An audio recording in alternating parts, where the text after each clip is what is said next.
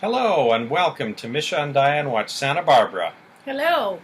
This is week 2, and we've started by watching episode 6 on the 35th anniversary of its original airing, August 6th, 1984. I must say that my day at work today was much better than my day at work 35 years ago. Oh, I got to just move a mouse and use a keyboard today. 35 years ago, I was in the hot sun picking fruits and weeding and doing all sorts of things that I hate. So, of course, I missed Santa Barbara. I had to record it on audio, so this was actually the first time I'd ever seen the video wow. of this show. And Was it all you hoped for? I guess so. I guess I was surprised by the locations of some of the scenes, because I had remembered a lot of Jade's dialogue.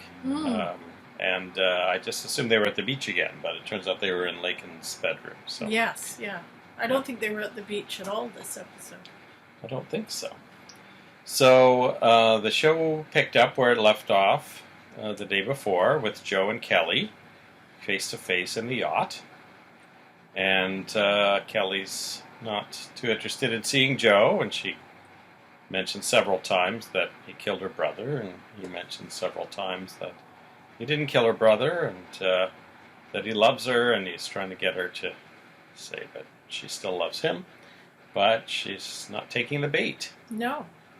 And then eventually Peter arrives. And not in a good mood. Not in a good mood. Not happy to have been tricked by Joe. And he grabs a harpoon gun and shoots it at Joe, and it grazes Joe's arm, just misses him, and then Joe leaves. But the whole incident with the harpoon gun really freaks out Kelly, and you can tell she's not really that pleased that Peter did that he's shown a side of himself that she hadn't really expected to see. I think throughout this whole episode he suddenly took on a more dangerous vibe. Yeah, Which is interesting, since he's one of my 3 potential suspects at this point. It kind of ramped up, really. With Kelly and Joe talking about 6 years ago when they first met Peter. And Kelly saying that Peter tutored Joe in physics even though he wasn't his teacher. Now, I was thinking either Peter didn't work at Lyman Prep back then, just worked in the regular high school, or he was teaching someone who didn't go to that school, because I doubt that John Perkins would have sent Joe to a prep school. Yeah. So maybe he only knew Joe through Kelly, who I assume went to Lyman Prep as well. But Joe was telling Kelly that he's realized that even back then Peter was after her. So he must have been I assume they were in 12th grade, because I can't imagine Kelly went back to school after Channing was murdered, and that Joe never finished high school. I assume it was probably right after their senior year. But obviously they've known each other for a while, and there's been some bad blood or some sort of brewing tensions there for quite a long time. I looked up actually the ages of some of the actors, and Jade is only a couple months younger than me. Interesting. So she was playing 17 at that time, and we were both 17. But Kelly Capwell, Robin Wright, is only 6 months older than me. But she's got to be at least 5 years older than Tad, right? So, yeah. So she's playing at least 5 years older than her actual age. So. And Todd McKee, I think, was 25 or 26. The guy who plays Ted Capwell. So he was actually the oldest of the bunch, that's funny. I think. I'll double check that, but it was several years older. Maybe it was 21. So then we cut back to Santana and Mason having their dinner, and Mason's choking on all these hot chili pepper seeds that Santana's put in the food. And he gets quite angry when he realizes she's done it on purpose. And then she gets a call that she actually does have a seat on the next flight to Acapulco, so she quickly packs up her stuff and starts to head out. And it takes her a bit of persuading to get Mason to leave as well. Right. They have words. And Ruben and Rosa have a chat with Cece about maybe letting Ted go to Hollywood after all. Yeah. Because Danny's going to be staying with cousins, and Ted's been given permission to stay with the same cousins. Mm-hmm. So Cece's kind of talked into it by Rosa and Ruben, which is interesting because Ruben was so against it at the beginning of the last episode. Yeah, the last episode was all about persuading Ruben, which he was at the end. And obviously he was very persuaded because now he has been enlisted to persuade successfully Cece. Laken and Jade are hanging around in her bedroom, and Jade has some amusing lines. She's basically trying to convince Laken to sleep with Ted before he goes off to Hollywood. And Jade's sort of swinging back and forth between Danny and Warren. Warren comes in at one point, and she agrees to have a Burke with him, but, you know, she's still thinking about going to Hollywood with Danny. Yeah. And Cece ends up phoning Dr. Ramirez in Acapulco and telling him that Santana's on his way. I think Mason's the one who told him that, and he should probably just not be in the clinic when she gets here. He's worried that she'll somehow be so persuasive that he might spill something about the adoption. But they talk about the fact that the adoption wasn't 100% above board, which makes sense, since Cece does have communication with Gina, obviously, which wouldn't be normally allowed. So. Actually, I think it was Rosa who told Cece that Santana was on her way to Acapulco. And I found that sort of interesting that, you know, just the dynamic between the two of them around this, because Rosa's just learned that she's a grandmother and she wants Santana to leave it alone, and she tells Cece where Santana's going. And yet, at the same time, then she stands up and says, but, you know, I would do the same thing as Santana. So I find her role kind of interesting in this whole plot line. Rosa has a really interesting relationship with the Capwell family. And I think she's thinking ahead to if Santana finds the baby, she wants to make sure Cece knows that they're going to be involved and he's not going to spirit it away somehow. Right.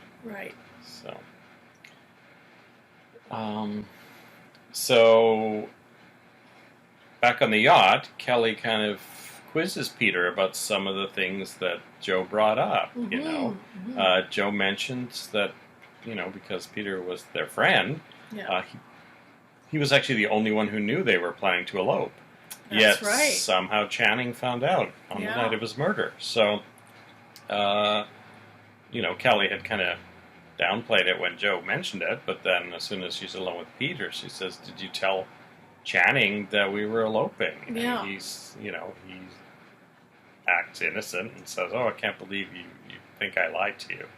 So he doesn't confess to it, but it seems clear that he would have been the only one who could have done it. So, and then I think she asked him about a couple other things too. So anyway, Peter gets pretty angry about that. Yeah, you can tell that Kelly's starting to really take in some of the things that Joe was telling her, and she's not maybe quite as convinced by Peter's story as she used to be.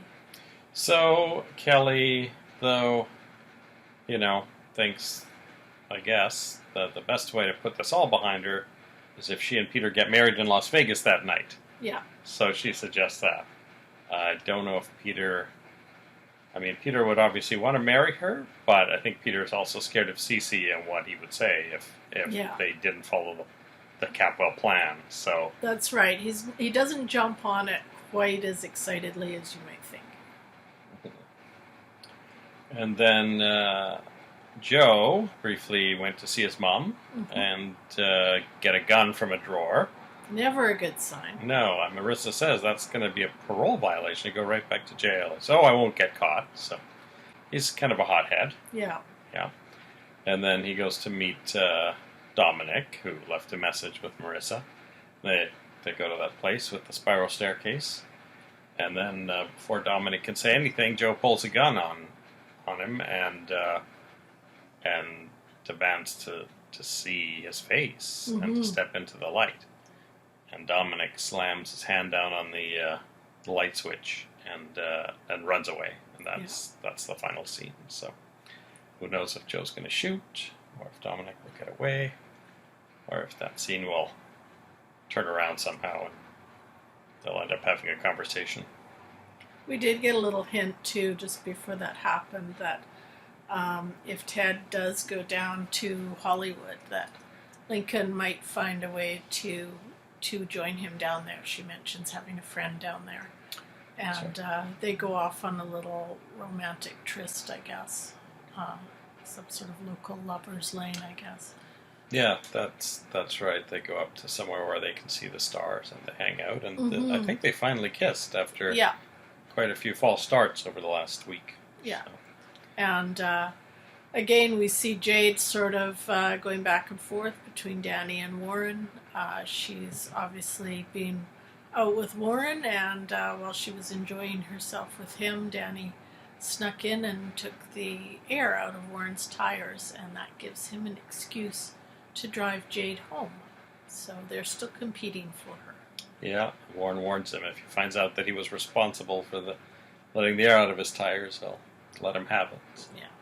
But I do believe they are due to go on their trip to Hollywood soon. I think they said tomorrow. Yeah, I think that's Danny why Jade was trying to rush Lakin to sleep with Ted. So. Yeah. So I think that was all that happened. We did get one extra piece of information I don't think we had before, which is that when they were talking about Cece's late wife, they called her Sophia. Yes. I don't know if that had been mentioned before. So Cece mentions to Rosa that it's been 16 years that she's helped him raise the kids, and that he was kind of unable to cope after Sophia died. Yeah. And we didn't see too much of Augusta this episode. We did see a brief scene with her chatting with Lincoln, and they were just talking about Lincoln seeing Ted and how Augusta wasn't that thrilled with that choice of her partner. But I think that was about it. Partly because he's a Capel, and also because I guess he's a bit of a goof off. Yeah. And that she couldn't see him making anything of himself. So. Yeah. And Cece did bizarrely suddenly mention to Rosa and Ruben that he had thought of remarrying. That just sort of came out of nowhere. I don't see any prospects on the show not right yet. now, but we did, that was Friday. We did see, Peter Flint's secretary. I guess she's probably around the right age. You never Potential. know. Yeah. I can't think of anyone else. Or maybe Cece and Augusta. We'll find out. And I think that was about it. So I think that was it. We will return after we have watched episode 7 of Santa Barbara. See you later. Hi, welcome back to Misha and Dianne Watch Santa Barbara. Welcome back. We have finished watching episode 7 on August 7th, 2019, 35 years after its original air date. Now Jade wonders how things went with Ted as she talks to Lakin. So Lakin says, basically she doesn't confirm that nothing happened, but she doesn't tell Jade that anything happened. So she doesn't tell Jade very much. No. But Jade's pretty sure that Lakin missed her shot. Mm-hmm. So. And after Lakin leaves, Augusta comes by and hears a bell ringing in Lakin's room and finds that that's the signal that Ted's pigeon has arrived back in its little cage. So Augusta's very upset that Ted's sending her notes. She reads the note attached to the pigeon's leg. So she... It's not what you'd expect to find in someone's room, actually, a pigeon. No, she was shocked by it, but she was not too happy see it there. She then goes to have lunch with Warren, who tells her that he saw her with Joe Perkins at La Mesa, I guess is the name of that restaurant, and that they were looking kind of lovey-dovey, which Augusta finds offensive, and Warren mentions their dad and what he would think, and that he'd be upset by that. So I think that's the first we've heard about the dad. Yes. So he's clearly, I think the implication was he was out of town. Yeah, it sounded like that. And Augusta was very defensive about having been seen with Joe Perkins, so it didn't sound like that was something she'd factored in at all, that her son or anyone would really take note of her doing that. And we don't, I didn't really get a sense of her relationship with her husband, if they were even really together or if they had an understanding or what. But I guess we will hear more about it as the series goes on. They're introducing things like in a way that's still mysterious. Yeah, it is. So, meanwhile, in Hollywood, Ted and Danny arrive at Danny's cousin's place, which is kind of a dump. By the freeway. But they also, very noisy. The place comes with a job at a pirate-themed fish restaurant that Danny's cousin says all the fish pizza they can eat is a selling point, I think. Which didn't sound very good to me. No.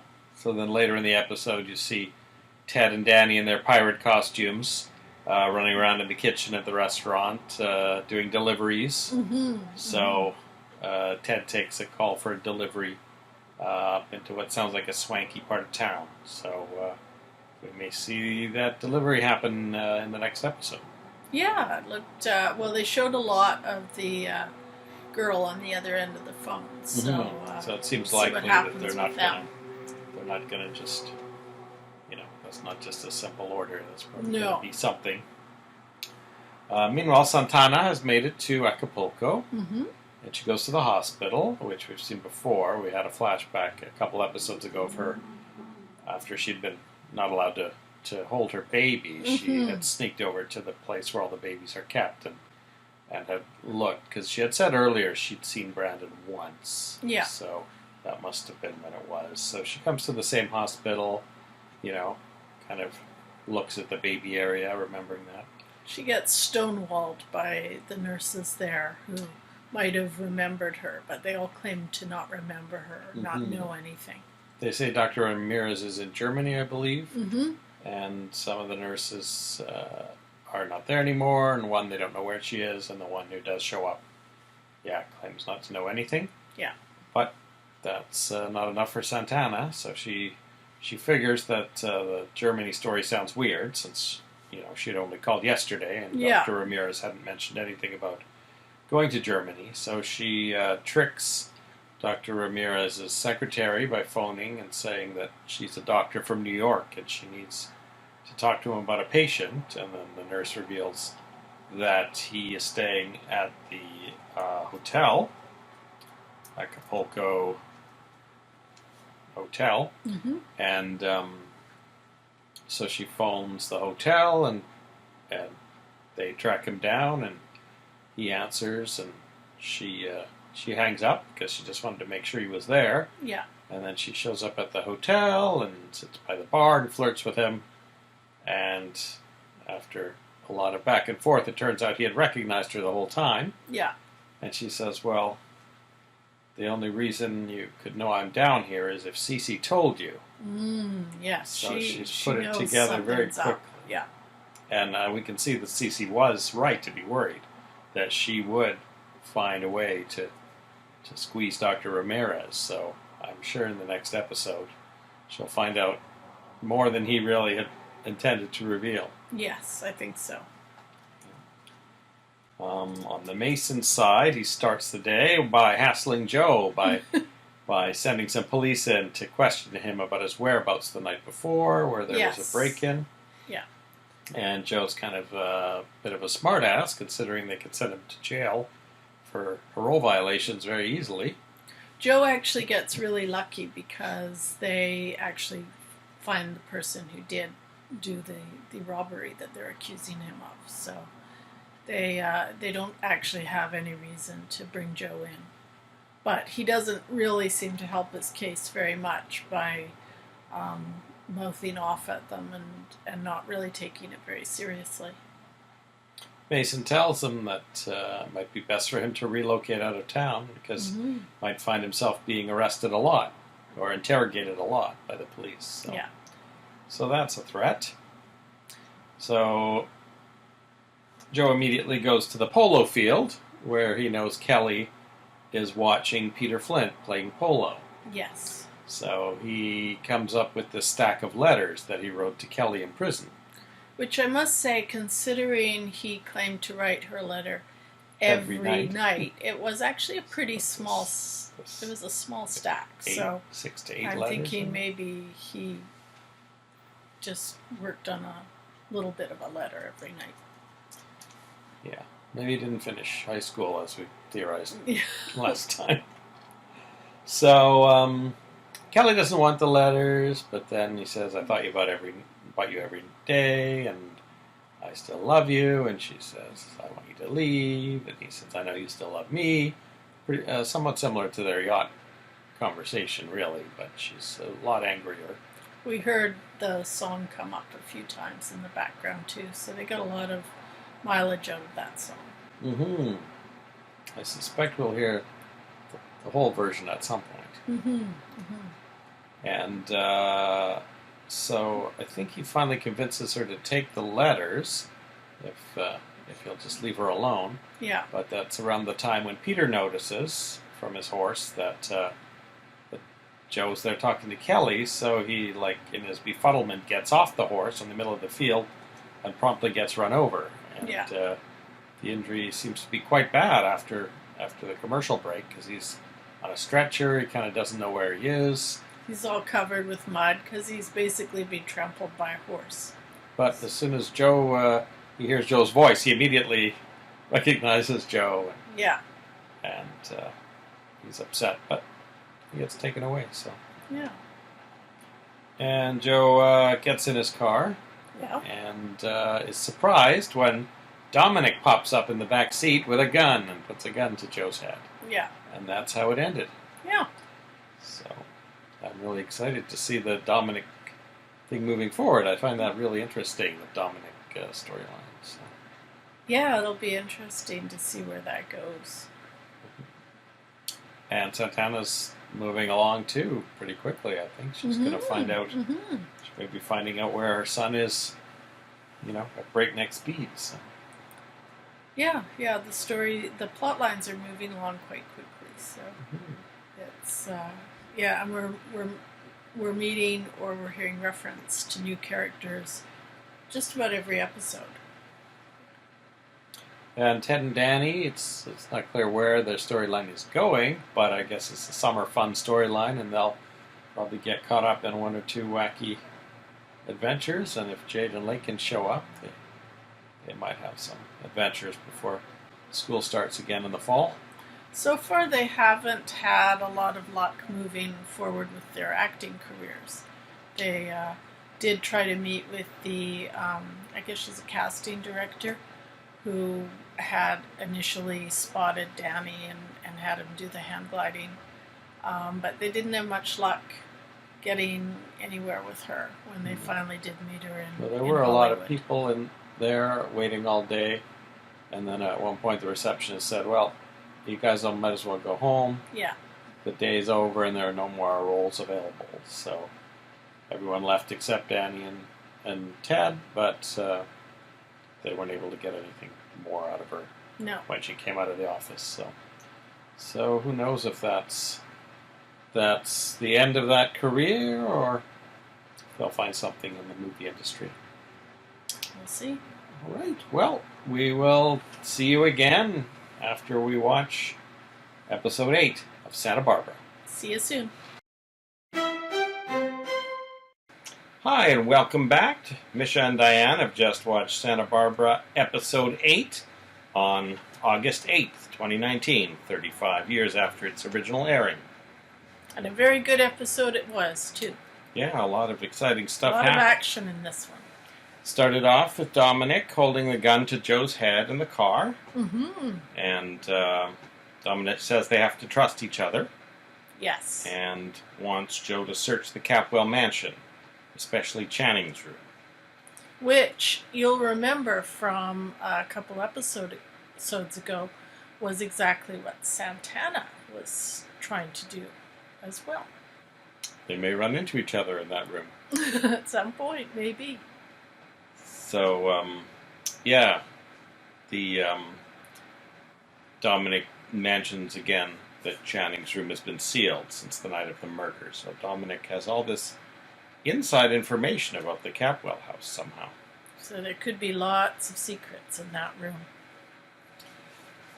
So Joe goes home, talks with Jade. She mentions she goes to parties at UCSB on her own, and he's worried about her. Then she goes to her party, and then John comes home, and John and Joe start out talking about Jade. But then they end up having a fight about everything again. Yeah. And then Jade, meanwhile, goes to the party at UCSB, and she's having a good time with all the guys until someone comes in, played by A big movie star, not at this point in their career, though. played by Tim Robbins. Tim Robbins, who somehow recognizes Jade as Joe Perkins' sister, and refers to her as the sister of Killer Perkins. So. And it's interesting because somehow no one else at the party at the beach had ever really put together that she was related to Joe Perkins. So this is a complete revelation to them. She's partying with university students, and I guess she's going into her senior year of high school. So yeah, I guess they're not locals, so they maybe don't know the story that well either. So Joe shows up there because he had kind of followed her a bit because he was worried about her, and he gets into a big argument with Tim Robbins, and he says that one day they'll all be sorry, not be sorry, but be apologetic. Yeah, they'll all remember how they got things so wrong. Now, Peter really wants to go to his party, but Kelly's best friend, Dr. Tony, played by Renee Jones, who for years played Lexi Carver on Days of Our Lives, says he's got to be in bed for at least 3 days. So, oh well, the party goes on without him. Yeah. So, preparing for the party, Kelly starts flipping through the stack of unopened letters from Joe, but ends up hiding them in the piano bench when Cece walks in. Yeah, and I'm sure that will lead to another plot line eventually. And quite a few people show up at that party, all the movers and shakers that were supposed to meet Peter. And Peter did try desperately to be there. I mean, he actually collapsed getting out of bed in an attempt to get there, but it just wasn't happening for him. So Cece calls everyone into the living room, which is a set we hadn't seen before, and that seems to be through some French doors off the atrium, and that's got a piano and a big, I don't know if it was a fireplace or just a big mantel piece. Misha's been trying to draw out the blueprint of the house, and we haven't quite gotten there yet. They announced yesterday that Lego is coming out with a Lego version of the Friends set. And I'm thinking I might have to make a Lego version of the Santa Barbara Capwell mansion because it's do it yourself. Got a lot of little nooks and crannies in it. So Cece makes a toast to Peter, and then he starts his toast to Mason. He says, "Oh, and there's a young man here who's going to be the DA soon, and in about 5 years he's going to be the governor." And he toasts to his son, Channing. And that slip of the tongue, I think, may drive the next 8 years of hatred between Mason and Cece, because Mason stormed out of the party, and Cece said, "You can't leave this party in the middle of all these guests here." And he goes, "Well, of offended me by calling me Channing, and then he brings up the fact that that he was the firstborn, and why was he not called Channing? And That's then when we learn that Sophia is not Mason's mother. No. Cece had a first wife named Pamela, and it was actually her idea not to name him Channing because she just thought it was kind of... Wouldn't give him his own identity. Yeah.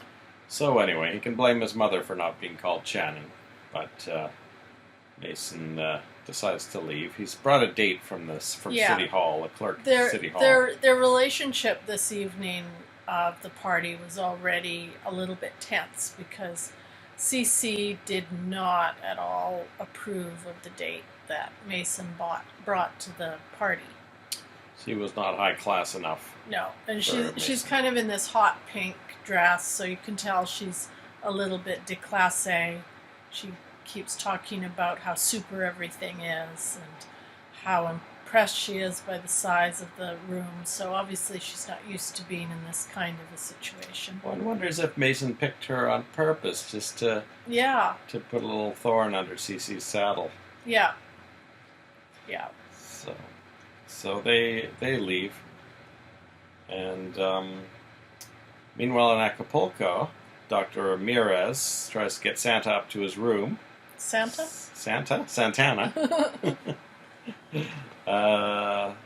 Implying that they can do each other some favors. He could give her some information about his son. So many of the men on the show do. So anyway, for about half the show, Santana lets him creep on her, and then she leaves and says, "I've got what I needed."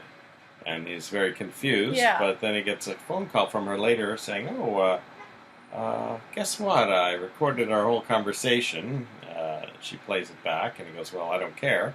He says, "Well, that's why I have a meeting in the morning with the Medical Review Board chairman." Yeah. And then he's like, "Oh, okay, I'll tell you everything." Maybe he does care a little bit. Yeah. So he says, "Okay, the baby wasn't adopted. Cece took the baby from the hospital himself. Yeah. And he showed up in a limousine, and there was a woman in the back with a red dress. But that's all I know." So Santana places her next call to Santa Barbara and tells Cece that she knows he took the baby and she'll be back in the morning. Yeah. So we will find out tomorrow. Yeah, there will definitely be ramifications from that. So yeah, the Pamela thing was, I guess, a big new piece of information. Yeah. And Mason seems to be a bit older than the other siblings, so... And I did think the scene where Jade is with the university students and she's partying and then things turn on her a bit when they realize who she really is. I thought that was a really interesting scene because all we've seen from Jade up to this point is her being sort of a pretty popular party girl, and it was just really interesting to see her be in kind of a vulnerable situation like that, and also giving her a chance to really defend her brother and her values. So I thought that helped to maybe round out her character a little bit more.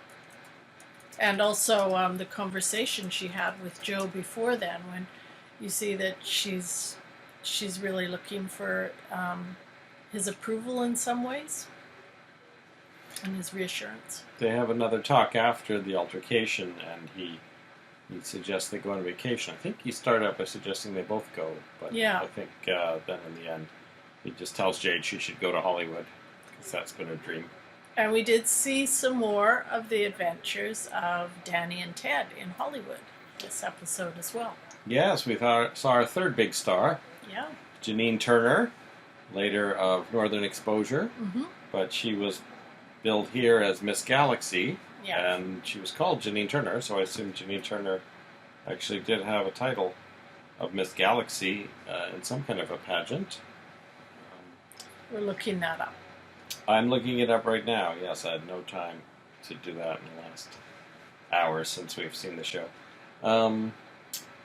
So Ted goes to deliver her wasn't pizza. I think she had a steak. It was a steak. fish steak or something.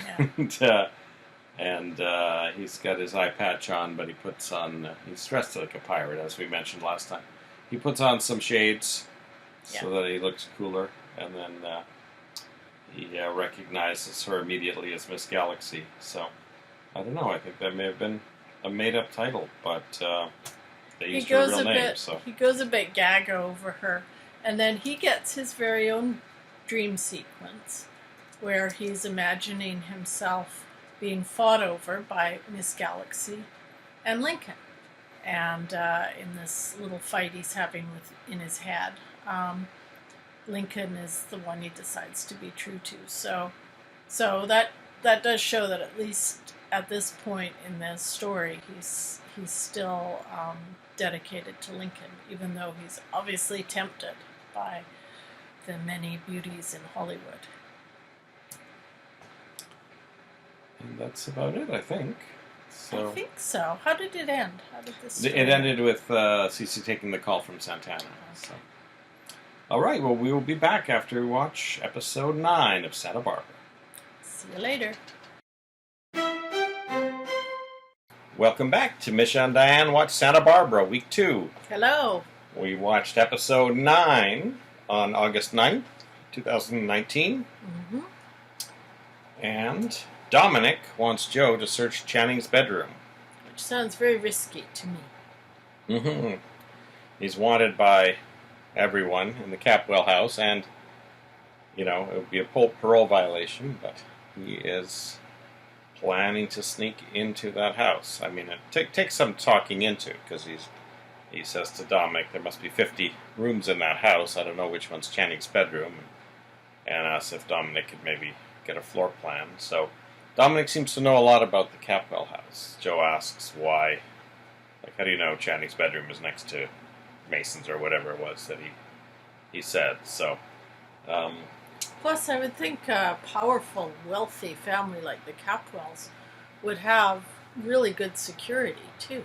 mm-hmm. And alarm systems and everything else. We've seen the butler, but you always assume that there's, you know, people patrolling the estate or whatever. I mean, especially now that Joe is out, you'd think Cece might have hired someone to...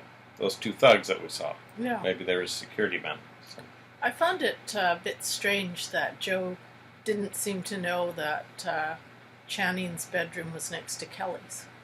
Yeah, that is odd. That would seem obvious to me that he would know that. Yeah, because, I mean, he's been in the house. He was in the house on the night of the murder.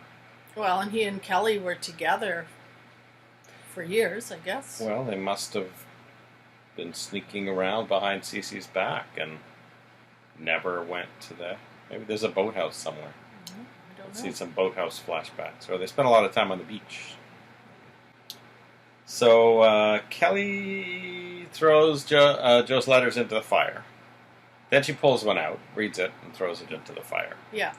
So she is obviously moved by it, but I don't think she wants to be moved by it. So Kelly goes to Peter's apartment, and Joe's waiting there for her to ask if she read the letters. And she's very angry that he's following her. Yeah. She basically, you know, wants him to leave the family alone. Then Joe says, "Oh, I need access to Channing's room," and she doesn't go for that. Yeah, she says, "No, you're the last person we want in our house." So, exactly. Yeah, so that was not a good... His plan to get into Channing's room is already subpar. Yeah. So. Peter, of course, is watching from the window. His doctor keeps trying to get him back into bed, and he keeps jumping up to spy on Kelly, so he's angry that Kelly doesn't tell him at first that Joe was out there. I have to say that Peter is getting kind of creepier and more sinister as the series is going on. And I found him to be particularly so this episode. Mm-hmm. Yeah. He was, you know, possibly tempered a little by Kelly's friend, the doctor, being in the room. Yeah. You know, he might have freaked out a little more if he was on his own. So, yeah, he talks to Kelly about that, and she says she couldn't do anything about it. Anyway, to make up make it up to him. Kelly comes back later and delivers his company car, his nice a new black Mercedes Yeah. that Cece's provided for him. So that's another thing that could get taken away from him in the future if things go off the rails with Kelly. Yeah. And we should mention, this will come up a little later in the episode, but of course Peter's basically bedridden for this whole episode. But at one point, the doctor mentions that he has a little following of female admirers who have been inquiring about him. And it's obviously the doctor's a little bit disturbed by that. And we're not quite sure whether these are other girls he has on the side or if they're his students who he's being... He claims to Dr. Tony that they're in his senior physics class. And yeah. she thought they looked a lot older than any high school students she'd ever seen. So. Yeah, yeah. And she's obviously not very impressed with the whole thing. Yeah, this is Kelly's best friend, so I wonder how important she'll be in the mix in the future. Yeah. And then there are some really nice scenes with Kelly and Mason talking. Yeah, I really liked those scenes too. Yeah, it starts out with Kelly wanting to talk to Mason about what happened last night. Cece's slip when he said Channing during the toast, and she knew he'd be upset, and she said, "Well, that was just a slip, and Dad didn't mean it." And he brings up all this stuff to her about how Dad always, Dad would rather he were Channing, and she says, "Well, we all love you, Mason. That's all in your head." Yeah, and Mason spends most of the episode playing up what a wild night he had with this inappropriate woman. Mm-hmm. And obviously the fact that his dad does not like his date is one of the selling points for Mason. Yeah, so I think Mason needling his father is going to be an ongoing thing. One of the other things later when Kelly and Mason have a chat that I really liked was, I think she's getting a little bit creeped out by Peter herself, and she asks Mason, she says, "Mason, do you like Peter?" And he says, "Well, I do rather like him. I just wish he liked you as much as he likes being a Capwell." The idea of being a Capwell, yeah. That's really good. And I thought that was really nice. So Mason has seen that. He must have been aware of Peter for the last 5 years as he was courting Kelly. Yeah. And he's seen that. And it's interesting that it wasn't until they were engaged that the Capwells actually start offering Peter things. The company. He was sort of still an outsider until that engagement party. And we've seen ourselves the way Peter's eyes light up when he gets a car, or when he realizes that his new job at the Capwell's chain of hotels involves a big office and a secretary. So he obviously is very impressed with that sort of thing.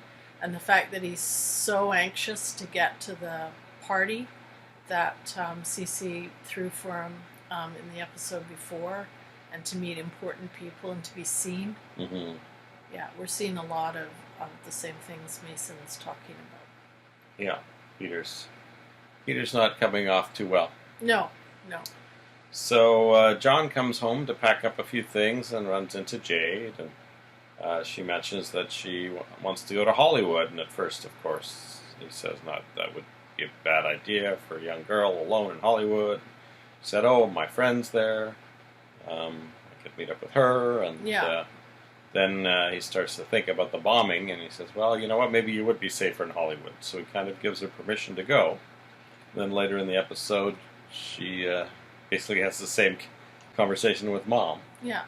And manages to get Mom to agree to the same thing. I actually really liked the scenes with Jade and her parents, because they showed a little bit of a different side. I mean, up until this point, we've just seen John sort of stomping around, raging at Joe, and just being very resentful generally. And with her mom, we've just seen her basically defending Joe. And it was really nice to see them interacting with Jade in such a warm and nurturing way. So Jade finds Augusta and Lakin having lunch, probably at La Mesa, Yeah. and tells her the good news. And Augusta says, "Are you going alone?" She goes, "No, I'm going with a girlfriend." Lakin? So this is the first Augusta's heard that Lakin might want to go to Hollywood. And Augusta does not like that at all. No. She says no, she can't go.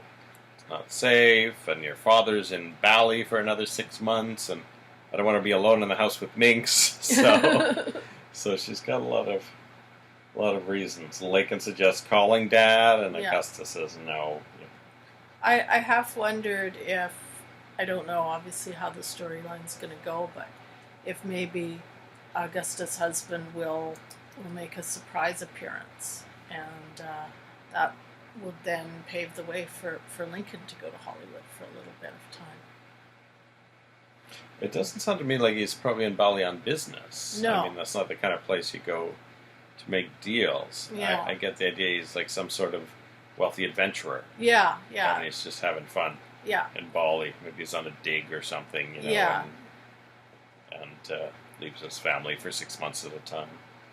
So, then Joe shows up once Jade and Lakin have cleared out, and he asks Augusta if she knows how many people live in the Capwell house. So he's trying to get some ideas of where Channing's room is, and perhaps Augusta, being their neighbor, might know. So he's not being very stealth about his plans. She says, "Well, there's Ted, and there's Mason and Kelly, and then that snooty one. Snooty one's in Europe." Yeah. And Joe says that's Eden. Mm-hmm. So got Eden in Europe, and Lionel Lockridge, I don't know if we know his name yet, in Bali. So they could show up at any moment. Yeah, that'll be exciting. So Joe actually gets the floor plan slipped under his door by Dominic. Mm-hmm. So it seems to be a fairly simple 4-room floor plan for a room that has 50. It didn't look like very elaborate.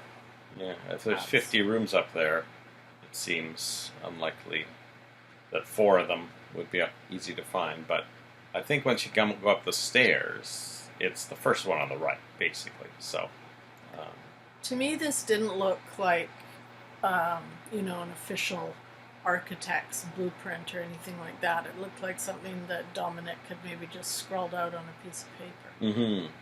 And just included 4 of the rooms.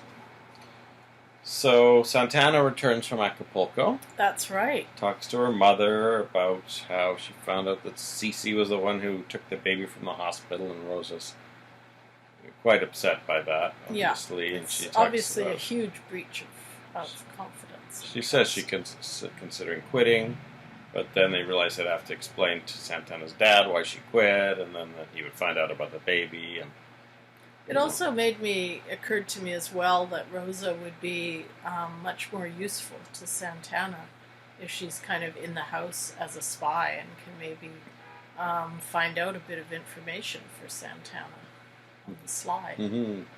Well, I was thinking, I was talking to you after this episode, that, both Joe and Santana want to get into Channing's room. So yeah. Santana's got a bit more of an in with her mom working there, and that's she could right. probably just hang around all day, ostensibly chatting with her mom until everyone else is gone, and then just sneak up there. But she and Joe might run into each other in Channing's room. Have a big fight in Channing's room.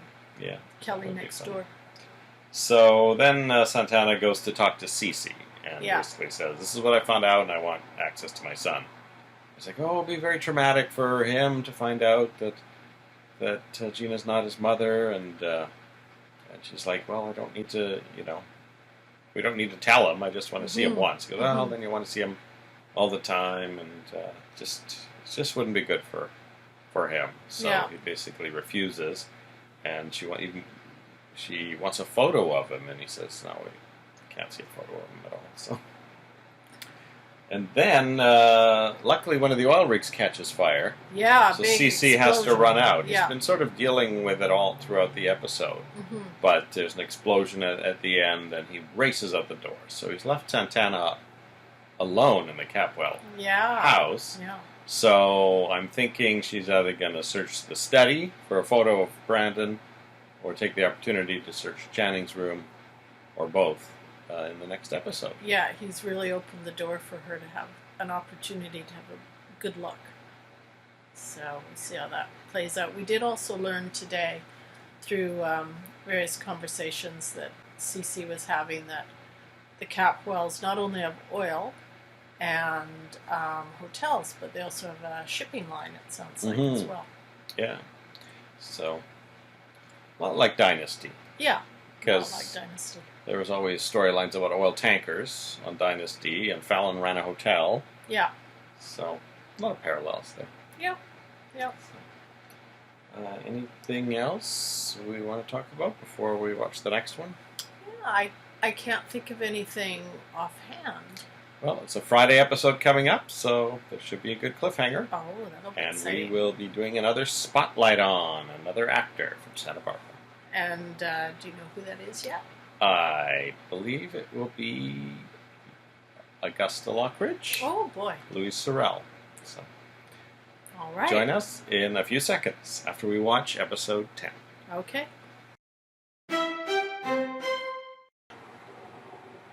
Welcome back to Misha and Dianne. Watch Santa Barbara, week 2. Welcome back. We have watched episode 10, original air date August 10th, 1984. Now, CC tells Santana that he has no time to talk about her son because of the oil rig explosion. So he rushes off. And I was actually surprised that Santana did not use the opportunity as we expected her to. We thought she would use the opportunity to search for some documentation about her son, but she doesn't do that. No, she hangs around the mansion a lot, because Cece comes back later, and she bugs him a bit again, but he's just running in and out. So yeah, she doesn't really take her opportunity there. No. Now, Cece, we see a spectacular shot of an oil rig on fire. I think that must have been some stock footage from some news or something. Possibly off the coast of California, or maybe stock footage from Gulf of Mexico or the Persian Gulf or something. But it looks very spectacular and very dangerous. There's quite a high plume of flames shooting out of that. It's definitely not something they would have staged on a set. No. So it gives it some value. And Cece's in a helicopter. Yeah. And he's flying around, and he says, "We're going to need Cruz Castillo." Yeah. So clearly he's a Red Adair type who goes around putting out oil rig fires and oil well fires and things like that. So then Cece gets the idea to get on his megaphone, which I guess is hooked up to the helicopter. And he goes, "This is CC Capwell! Evacuate the oil rig!" Now, I don't know about you, but if you were working on an oil rig and there was a 450-foot plume of flames shooting out of it, would you necessarily be waiting for the order to evacuate, or would you have jumped off the rig by then? Well, I would also assume that they would have some processes in place. Yeah, I and would that they think would so. have fire alarms and such, and that everyone would basically be off who could get off. I suppose it's possible that some people might be stranded, but yelling at them is not going to help. No, I mean, you can either jump off or not. I assume they have lifeboats or something. I don't know how they get people on and off, so there must be boats somewhere. So maybe Cece's just very hands-on and people don't do anything till he says it. Maybe we'll see an episode where Peter Flint is driving along and his black Mercedes and, "CC Capwell here, get your oil changed, Peter." So then Cece comes back and holds a press conference. There seems to be some members of the government in there too, because someone mentioned, what am I going to tell my constituents? And Cece doesn't take the blame at all for anything that happened. So, and then we see Minx tell Lakin that she's been fighting against Capwell oil rigs for years, and the type of potential destruction they could wreak on the Santa Barbara coast and the wildlife. So she tries to get Lakin into activism. Yeah, and I thought it was actually quite delightful. Minx turning up on TV to protest the Capwell oil, the accident and what it represents for Santa Barbara's beaches. Mm-hmm. But it also becomes clear that she has a very personal dislike for the Capwells She as well. diverts very quickly into just a full-on rant against the Capwell family and their greed and their destruction of everything. And Yeah. even the news, the interviewer can't bring her back around No. specifically talking about the oil rig fire. So Santana decides that, Cece won't tell her anything about her son, but she's convinced that Cece is probably secretly visiting him. So she hires private detective Max Reardon to follow Cece Capwell 24 hours a day so that she can find out where her son is. Unfortunately, he phones Cece as soon as Santana's gone, tells him the whole story, and Cece tells him to string Santana along and make it imaginative. So they'll be wasting her money for a while. This is pre-Yelp. I think if today you would look up your private investigator to see just how credible they were. Augusta Lockridge visits Joe at his house, and she seems to know Marissa. Yeah, I don't know where they would have crossed paths necessarily. Maybe it's because Lakin and Jade are friends. Maybe they met at some parent-teacher thing or something. So she tries to get him to leave, and he won't. Then she says, well, I'll give you a loan if you need money to get out of town. It's a money to, several months' rent. And he doesn't seem to want to leave. So then she quickly changes tactics and offers him a job or something. Yeah. So she offers him odd jobs, but also at the same time starts flirting with him and says, well, maybe you can just be my personal trainer. So I don't really... I think it's interesting to see what kind of game Augusta is playing, because in the first episode she wanted Joe dead and hired a bunch of thugs to do that, or to at least persuade him not to come to Santa Barbara. And now she's cozying up to him, and she's offered him a job, which could even be interpreted as a with benefits kind of job. So it's hard for me at this point to know exactly what it is she's doing. Well, she does tell Breeze that she needs to know exactly what Joe is doing and where he is. Yeah. So I think she is worried that he is going to dig something up on the real that's killer. A good point. So Joe shows up after that flirty job interview and continues to let Augusta stroke his arm and just lie around on the couch in a seductive way while giving her some ideas what a handyman might do for her in the coming weeks. It does, the entire thing does cause a little bit of friction between Augusta and her son Warren. Yes, because Warren had mentioned that people around town were talking about their many meetings at La Mesa. So, and Warren had been working on spreadsheets, so he was trying to get into the Lockridge businesses, but then he crumpled up the papers. It's not really him. Told Lakin that those weren't the kind of figures he was interested in. No. That he'd rather stay a lifeguard, and Augusta hears much the same from him, and she says that he reminds her of his father. And he takes that as a compliment. He obviously likes his dad. Mm-hmm. And I guess when your family has money, you can choose to be a lifeguard. Yeah. Now, Danny and Ted are settled in, and Jade shows up, and she promptly takes the bedroom, relegating them to share the couch, the pull-out couch. They're not even on a pull-out couch. They're on 2 kitchen chairs. Oh. 4 kitchen chairs, I guess. That was even worse. I couldn't see that. So. Yep. So she promptly becomes director of the house, as she says. She's come up with a list of 52 must-have items that they need to buy, and she's come up with a dishwashing schedule for the 2 of them. Yeah, and bathroom use schedule, and the bathroom is to-do list for everyone. They have to go through her bedroom to get to the bathroom, so she says, I can't have you barging in at all hours. So. By appointment only. Yeah. Now Kelly shows up and says to Rosa, "I was looking for photos of Mom for my wedding, and I found this huge pile of clippings and photos from the murder." Mm-hmm. And Rosa says, "Oh yeah, Mason's storing those up there. He wanted us to keep everything." So she's not too happy about that. She goes goes to talk to Mason, and he was like, "Oh, well, this is our family history. You know, we've got to keep all this stuff." And she says she wants it destroyed, and he says, "Well, I'll move it to my office." Yeah, that's as far as he's willing to go. It almost seemed to me like he was keeping it for some other reason.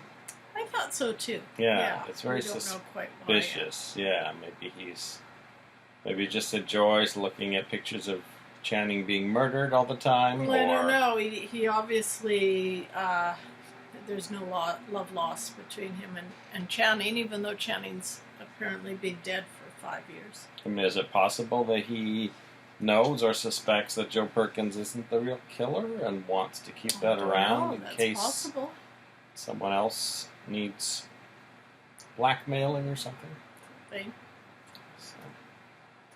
Now then later, Kelly's asleep, and Peter calls her, waking her up, and he tells her the bizarre thing that he thinks that Dr. Tony is trying to break them up. Apparently forgetting that Kelly and Dr. Tony are really good friends and have been friends long before, I guess, she became engaged to Peter. Mm-hmm. So that's kind of odd, because he's very, very rude to Tony. Kelly doesn't respond well to this, and she says to him, you know, Tony's always said nice things about you, so why are you trashing her, basically? And it seems like there's absolutely nothing that we've seen Tony do that conflicts with her being a doctor, asking him to get 3 days bed rest after being trampled by a horse. But I think he's kind of spooked a little bit because she's already voiced some disapproval of him, just in the way, you know, as we talked about last time, he's had female visitors when Kelly's not been there. So maybe he's trying to head off if Tony says something to Kelly about the female visitors. That's what I'm thinking, yeah. He could say, well, she's just made that up because she's trying to break us up. Yeah. So. And then Kelly goes back to sleep and has a dream about marrying Joe. And then we get to hear our music again. And we hear quite a bit of it. And then in the dream, Joe shows up and punches Joe. Sorry, Peter shows up and punches Joe in the face. Starts to become a bit too much like reality at that point. But it's interesting that in the dream, it's the future, and she's broken off the engagement with Peter and is marrying Joe. Yeah. So we'll see what happens. Now Mason has time to quickly give Santana's company the decorating job, and we find out Santana's not the owner of the company; she's just an employee there. Yeah. And he tries to use the opportunity to see her by saying, "Oh, I'll come over with the papers." And she goes, "Oh, well, my boss is the one who will sign the papers. You don't need to see me ever again." And then he's like, "Well, why don't you be at the office when I show up?" And he goes, "No, I won't." Yeah. You know, just go. And he goes, "Well, I'm not there, boy. You send your people over to my office to sign the papers then." Yeah. So he's very upset with the whole thing. Now Joe sees an envelope slipped under his door again from Dominic, and this time it's the key to Channing's room. He says, how did he get the key to Channing's room? Which is, of course, a very good question. Very suspicious. Dominic seems to have a lot of knowledge about the Capwells. And John... But not about the alarm system. No. Well, John comes in, gets his boots and helmet, because he's got to go to that oil rig. Yes. So he's one of the few who's been ordered the opposite of evacuate. Get the heck onto that dangerous oil rig and bring a helmet, which won't stop him from being burned up. An entire fireproof suit. I think so. Yeah. So he might be there just...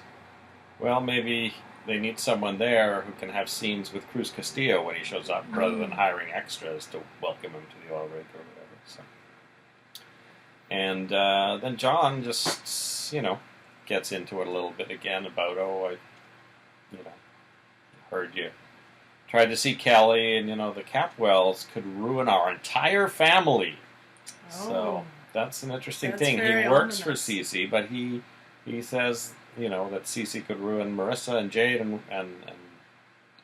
him as well. So Yeah. so that's interesting. Although he works for Cece and has some relationship with him from when they met the other day, the Capels aren't really trustworthy to him, No. or at least no. Cece's not. So, and then Joe sneaks into the Capwell house in the middle of the night. It was so dark I couldn't figure out where he was sneaked into exactly. Yeah. He got into a window somehow, and then he wandered around through quite a bit of stuff. And then he gets to Channing's room and puts the key in the door, and it fits. But the alarm goes off. Yeah. So maybe that's why they don't have any security men.